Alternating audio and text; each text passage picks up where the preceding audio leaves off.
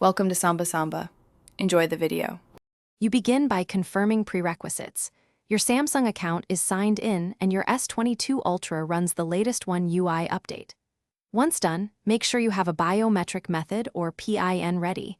You'll need a backup unlock option in case of recovery. Now open Settings, navigate to Biometrics and Security, and tap Secure Folder. You'll see an initial setup prompt. Tap Start and sign in with your Samsung account. This step creates the encrypted container, where apps and files will live separately from the main system. Next, configure Secure Folder. Pick a lock type, fingerprint, PIN, or pattern, and set auto lock timing to balance security and convenience. Once configured, add apps by tapping Add Apps. You can install fresh copies from Galaxy Store or move existing apps into the folder so their data stays isolated. Then secure files. Use Add Files to move photos, videos, and documents into Secure Folder and set per file visibility if you want some items hidden from thumbnails.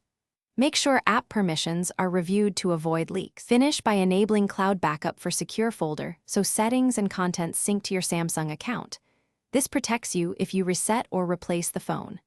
Customize notifications and add a home screen shortcut for quicker access, but remember to hide content on lock screen for privacy. If something goes wrong and you cannot open Secure Folder, first use Samsung Account Recovery to reset the folder or restore from the cloud backup. If backups aren't available, Smart Switch may recover data. Otherwise, you might need to reset and restore.